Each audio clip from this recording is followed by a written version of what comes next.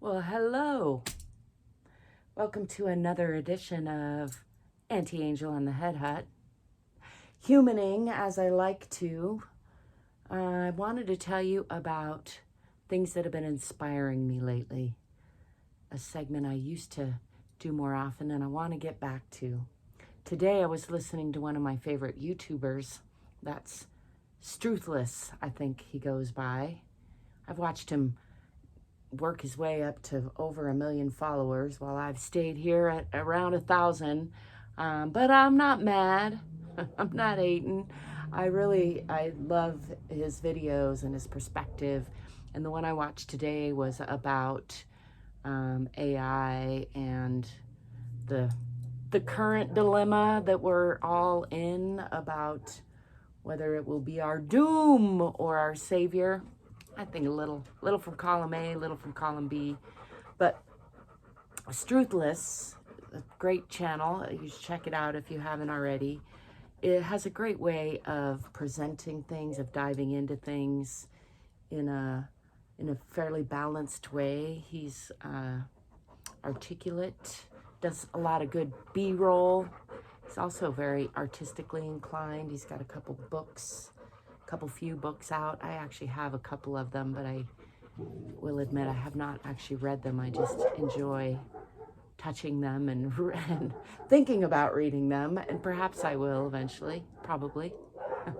Also, I bought them because I wanted to support him and his channel, which, by the way, I have some books you could buy if you want to support my channel. One of them's right here in front of me. This is a author's copy, so it looks just slightly different on Amazon, but it's called The Shift. Own Your Emotions, Own Your Life. And I have several others on Amazon, but the other I will mention is called the Head Hutt with 2 T's.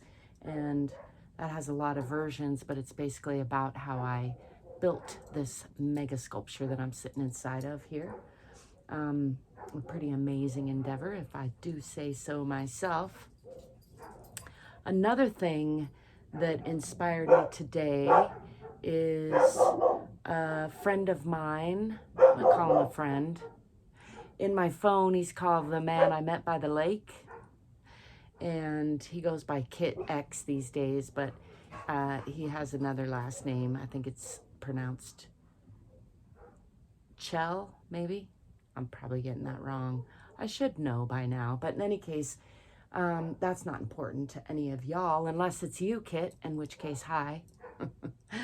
You inspire me. Kit inspires me by falling down and getting up, by embracing his dark side, by loving being a real asshole sometimes. Yeah, there's something I appreciate about that in the humaning side of life. The stubborn tendency to stay human.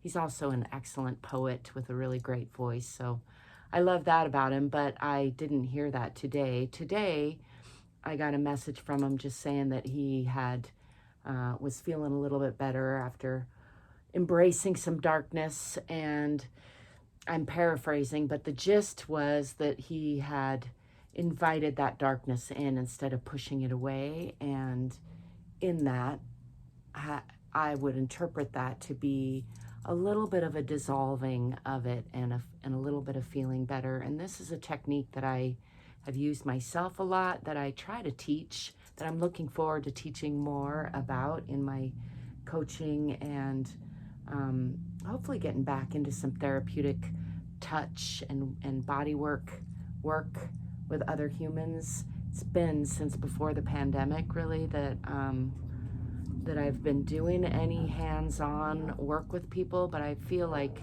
we really need more of that. And hand in hand, pun intended, with that, we need more of the emotional intelligence, the emotional processing that I tried to get at in this book, The Shift, where we learn to feel our feelings without being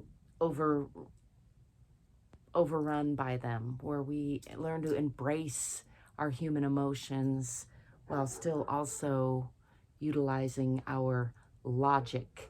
And that reminds me of the third person that I wanted to mention who inspired me today, and that is Iain McGilchrist, I believe is his name, and he's the author of a few books, I think, but the one that I read a couple years ago that really impacted me is called The Master and His Emissary, and it's about the two sides of the brain and how our society is largely being run by that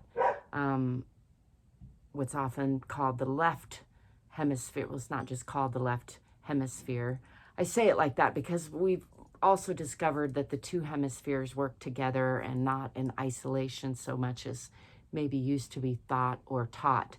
But Iain McGilchrist has really dove in and does an excellent job of articulating, much more articulate than I, about the two hemispheres of the brain and how important it is for them both to work together, and how our current society is being more overrun or run by that logic side, and how stupid the logic side is if you don't combine it with the right, or what's often called the creative or gestalt side, which also is often related to our emotional side, although I think the limbic system actually connects to both sides, if we want to get anatomical about it.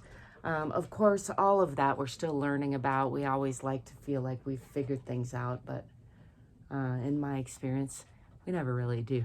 So as far as we figure things out, there's always more and more and more to figure out. So several other things that I've listened to lately have inspired me. Another was a guy whose name I cannot remember at the moment. I just discovered him, but he was on a podcast talking about some body work that he does that's not really strictly body work. It's a combination of like psychology, coaching, body work, and the word that came to my mind was integration.